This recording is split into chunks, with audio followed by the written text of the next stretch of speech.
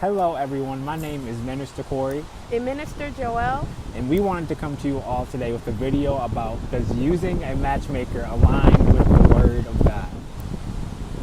As you can see, this idea came from the TV show Married at First Sight. Now, Joel and I, we were watching it about a week or two ago. We were watching it on Netflix and we kind of ran across it, and I started asking her some questions about matchmaking and does she believe that it's biblical or if it's something that God approves of, or just the overall process. So this is really what prompted this video and really wanting to bring it to you all. Check out this clip of Married at First Sight. This is crazy. It is a huge risk marrying a stranger. This is insane. I'm willing to take that leap of faith to find the love of my life. 5 days ago, 8 singles took a brave leap of faith in order to find love. Meet for the very first time, Deanna. They married as complete strangers. You make us your bride. All right. 4 couples were matched by experts and married as strangers. Then, after 8 weeks, they must make the decision for themselves. The time has come for the two of you to make a decision. Do you want to stay married? Or do you want to get a divorce?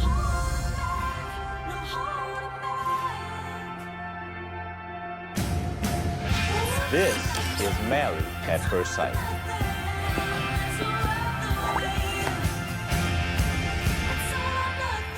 Let's look into the Word of God.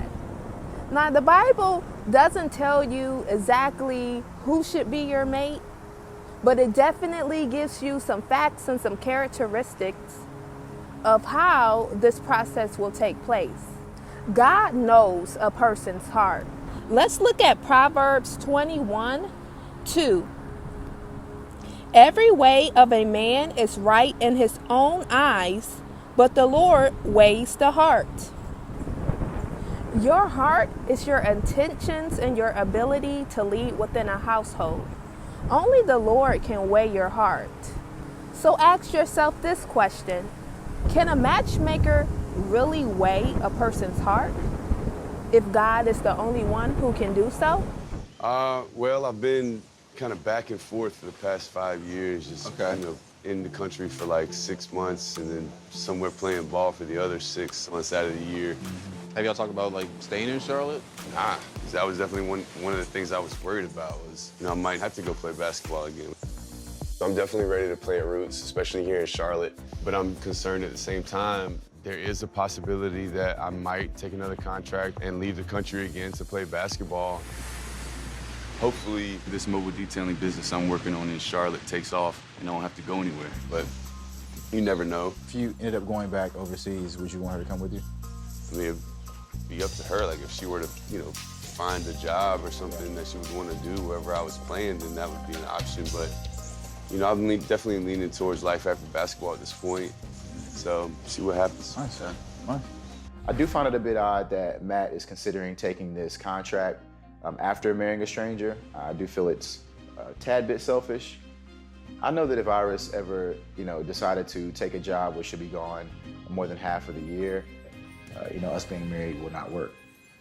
Amber and I, we've done a really good job of just being honest and real and upfront, which I really appreciate from her. It pretty much sounds like Matt and Amber are the opposite of open and honest. If he's telling all the guys that he might leave the country, but he hadn't even told his wife Amber that yet. I mean, where's this gonna go when things progress? God chooses a mate that is evenly yoked. Let's go into 2 Corinthians 6:14 through 15. The temple of the living God. Do not be unequally yoked with unbelievers. For what partnership has righteousness with lawlessness? Or what fellowship has light with darkness? What accord has Christ with Bethel? Or what portion does a believer share with an unbeliever? Ask yourself this question: is the matchmaker you're using evenly yoked within their own life? Do you believe this matchmaker will be able to weigh a person's heart and choose a mate that is evenly yoked for you? That's right. Having the proper matchmaker in this type of scenario is very important. and we look into Genesis chapter 24, we find that Abraham is seeking a wife for Isaac. Now he's in his old age, so he can't actually go out and try to find a wife for Isaac. So he sends his servant. Now, the important thing, as we were mentioning about a matchmaker, his servant happened to be someone who was also following God, very much very in tune with his word and what essentially he's saying and what's going on. So it wasn't just someone completely random who didn't know, Isaac or Abraham or just God in general. So Abraham sent his servant out to find a wife for Isaac. Now, as he was going along the way, he consulted God and said, the only way that I'm going to be able to, find a wife is pretty much if you go out with me.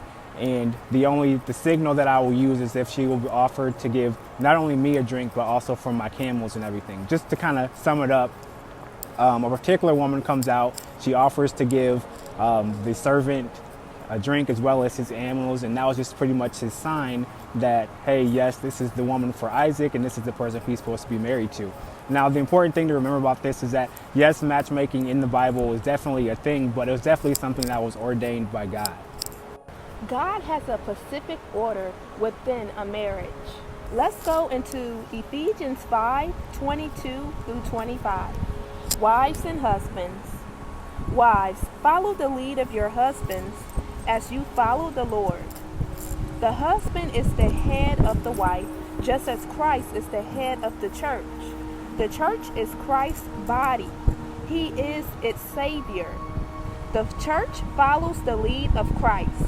In the same way, wives should follow the lead of their husbands in everything. Husbands, love your wives. Love them just as Christ loved the church. He gave himself up for her. Ask yourself this: does the matchmaker believe in this order in marriage? Does the mate presented believe in this order in marriage? This order in marriage still stands to this day. The times may change, but the word of God will never change. God leads a man to their spouse. Let's look in Proverbs 18:22.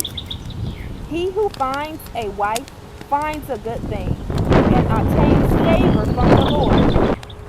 Ask yourself this question: if God mostly speaks to a man about his mate, is there really a need for a matchmaker?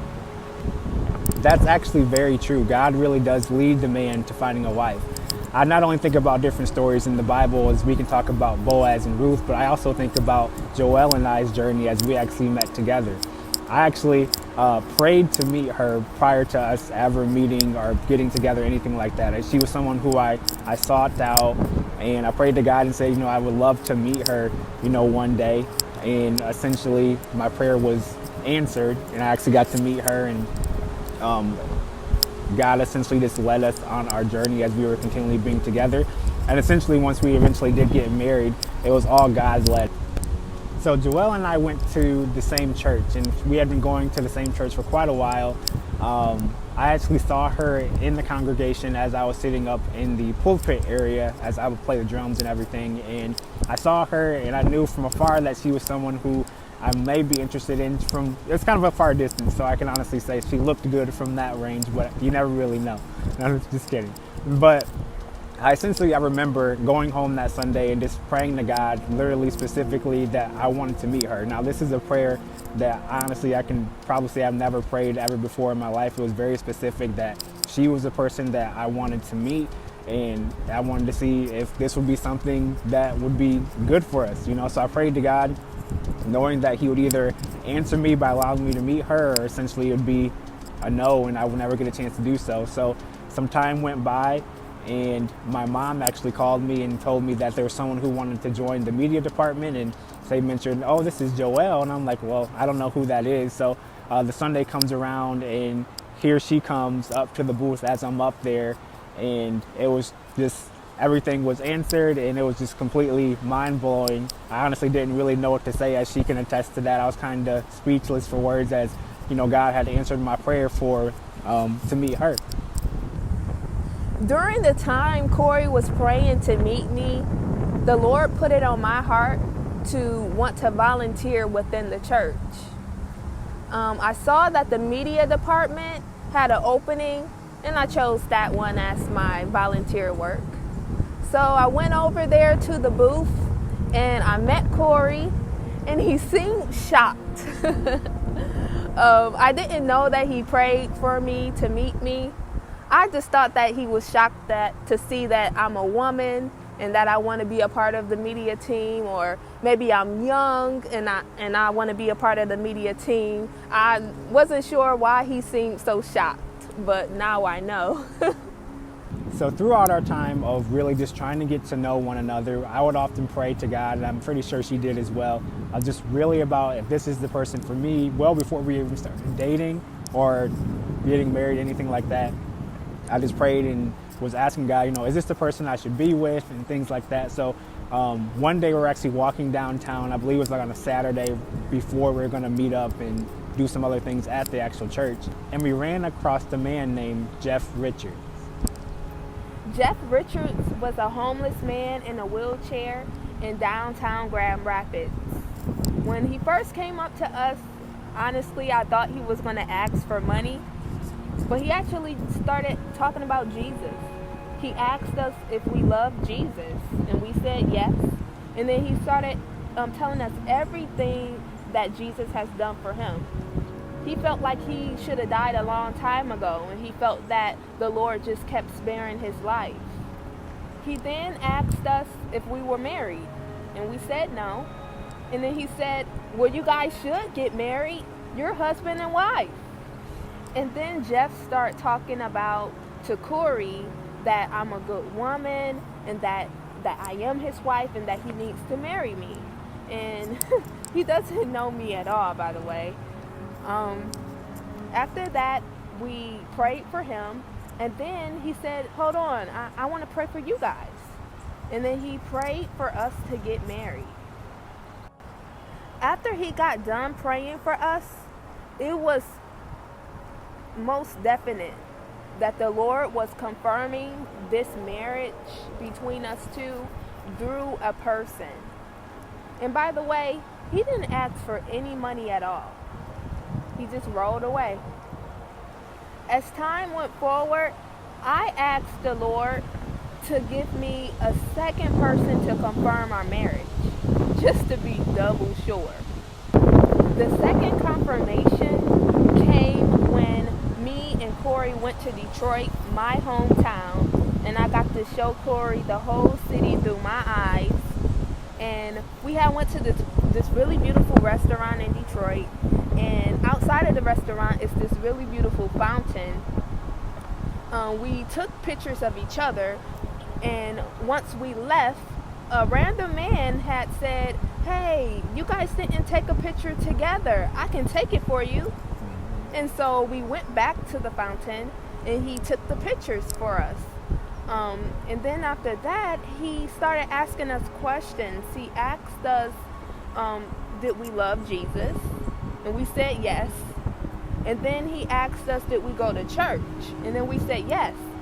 And then he asked us, is it non-denominational? And then we said yes. And then he started talking to Corey specifically, and he told Corey to take care of me. And then after that, he left, and we didn't see him anymore. He left pretty quickly. Like, we turned our head and he was gone. I really don't know if he was an angel or if he was an actual person, just based on how quickly he left and disappeared. But that was confirmation number 2. And I will admit, he did leave pretty quickly. Like, it was almost as if you look down at your phone, you look back up, and he was gone. And we're like looking around, like, where did this person come from? And we had no idea who he actually was. And by the way, that picture was pretty amazing. We've taken a lot of great pictures, but that's definitely probably my favorite picture for sure. Okay, so now you can see that the Lord can find you your mate. This is nothing new, and he's still working to find people mates. So, Joelle, do you think that God can use a matchmaker to find a mate for someone? I think that he can use anyone that he wants to, but I don't think that a person should go to a matchmaker for services. I think if the Lord wanted to use a matchmaker sort of person, he can do it without you seeking their service. He can just use them right on the spot in the way that he wants to use them without you actually seeking their services. I truly believe that if you have a relationship with the Lord, that he will lead you and guide you into who your mate is. You don't need to seek another person to assist you with it. God is more than capable. So Corey, do you believe that God can use a matchmaker to help someone find a mate? He definitely can. I mean, we see it all throughout the Bible that God can use anyone at any time to accomplish any specific goal that he might have. However, as Joel has already said, soliciting those particular services and going after them to try to find someone, God can use them, but it's not necessarily needed. The important thing with God and really trying to find that extra mate is doing a lot of praying and seeking after God and just essentially just waiting. It's the thing that none of us really want to do, but it's ultimately that best thing that we can do, and it's in our waiting time where God essentially positions us to find that particular person we want to meet. The thing that we didn't say is that prior to me meeting Joel, I was waiting for quite a while to actually meet someone. I mean, I'd gone to try to meet different people, gone on dates, different things like that, but it just didn't essentially work. So I spent a lot of time just seeking after God on really learning about marriage and what it means to really be in a relationship, and those are things that you really need in order to be in a relationship. Yeah, most definitely, Corey. Before God brought me and Corey together, 2 months before I met him, the Lord really set me down and had me to understand exactly what marriage was in his eyes. I was listening to what's his name? Mike Todd, on relationship goals on YouTube back in 2017. And he had this wonderful series that really just breaks down what marriage is in the eyes of God, what marriage is in the eyes of God. And after I understood it and I accepted being single in the waiting period, that's when the Lord brought us together. So Corey, what do you feel about dating sites? Oh boy. And platforms? Dating sites and platforms are essentially, they're no different. One of the biggest things, and I brought it to Joel when we first started talking about this, is that if a man and a woman are on it together, essentially a man is supposed to find a woman. So if a woman is on there as well and she's out there doing all the seeking, then it's not biblical and it's not how it's supposed to be done. I agree. I think as a woman, it's really hard usually for a woman, especially American women, to kind of sit still and wait. We're so proactive. But hey, if you want to meet your mate sooner, just stop, focus on God, and wait. And he will work to find you your mate, and you will be presented to that person. I believe the more that you try to play God's role, the longer you probably will have to wait. So I would just suggest to just wait, focus on God, enjoy the private time that you guys have one-on-one, and then I'm sure that he'll find a mate for you at the appointed time. I completely agree. And if we can all be pretty honest, these sites don't necessarily always have the best people on them who have the best intentions on essentially being on the site. I mean, we see it all the time. The intentions are just usually all wrong. You're kind of on there to be married, and people are on there for other things. So essentially, like she already mentioned, as we already said, waiting and being patient is the key essentially to really finding that particular person that you're going to be with. Have faith in God. He is the one who can truly weigh a person's heart. Us as people, we only can see what's on the outside, how a person looks, their morals, their principles, the way they treat others. But we don't know their heart. We can't weigh that. Only the Lord can. He only truly knows if a person is evenly yoked in marriage with you as a spouse. God is the only one who knows if a person is ready to lead a household. And God is the only one who knows a person's durability.